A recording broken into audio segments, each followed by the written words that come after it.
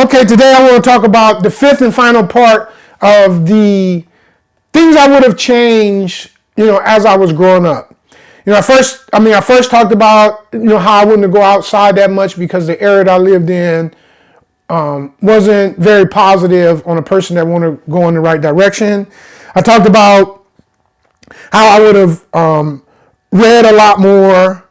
I talked about how I would have not played as much sports because I wasn't very athletic. And I talked about how I would have done much better in school. My fifth and final thing I would have done is I would have, starting in the seventh grade, I would have started preparing and studying for my ACT/SAT. Now you may say, hey, well, that's a little bit too early. It's never too early to start preparing for your ACT and SAT. Outside of your grades, might even more important than your grades, there's a lot of people that get straight A's in school. There's a lot of people that get 3.5s and above. What does separate you is your standardized tests. We may not like standardized tests. We may think taking standardized tests is unfair, but the fact is, it's a reality of our world, and to get into a really good institution, besides having really good grades, you have to have a high standardized test. And the reason why I would have started in the seventh grade is because you can take the ACT, which just happened to be my preference. The ACT you can take twice a year.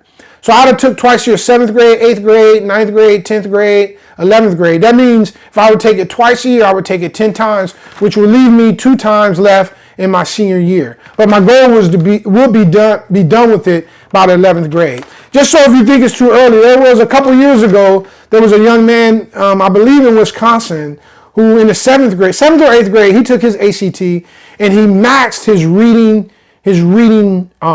test. He got a 36 out of 36 on his reading portion. What does that mean? That means, well, someone already offered him a scholarship to go to their school. And secondly, he's already maxed out his score. So that means he doesn't need to pay attention to reading even more. If you super score, which a lot of schools take your super score, he already has a 36. He can go into each test and say, well, I'm going to go to sleep during the 36 portion because I already got a 36 and they're going to add my other score. I can focus on math. I can focus on English. And I can focus. I can focus on reading. When not reading, that would be the area he maxed. I can focus on science. That's the other one. So I can focus on the math, science, and English portion of the test because he's already maxed out his reading. So I would start that.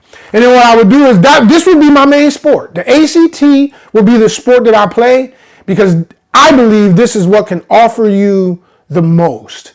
If you can score, if you can keep good grades and you can score high on your ACT, SAT, you're going to have doors open to you. You're going to have schools contacting you, wanting you to go to your school. You can get presidential scholarships. You'll be able to get a free education. There'll just be so many opportunities that you would have. So starting in the 7th grade, I would take the test once.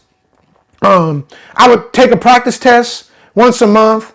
I would look over that practice test, see what I got right, see what I got wrong, see what I missed. There's going to be some areas, 7th grade being advanced classes.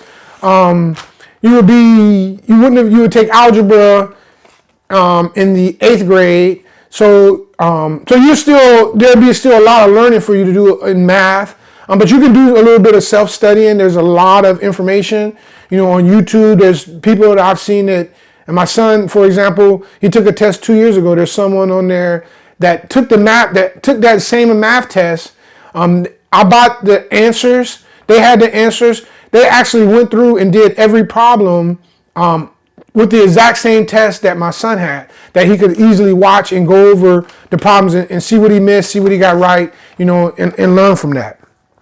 And I will also, in that month, besides just studying, taking a complete practice test and studying each section of what I missed, I will focus on one area. So in that month, I will focus on reading. So as I'm going through my practice tests and going over my practice tests, I would also take time to go over the reading section.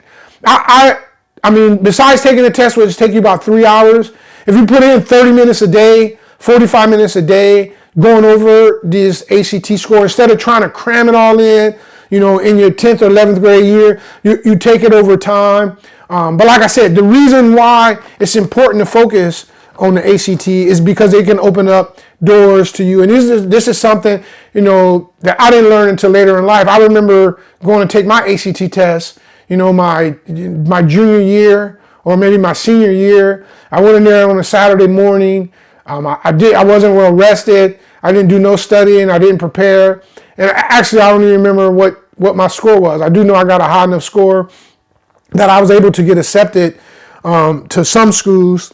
But I wasn't trying at the time. Like I said, I wasn't trying to go to any of the elite institutions. So this is the fifth and final area that I would have focused on. I will make a capstone of reason why, these 5 areas, are important, for you to learn, and how I believe it will mainly give you, the maximum amount of wealth that you can achieve in your life.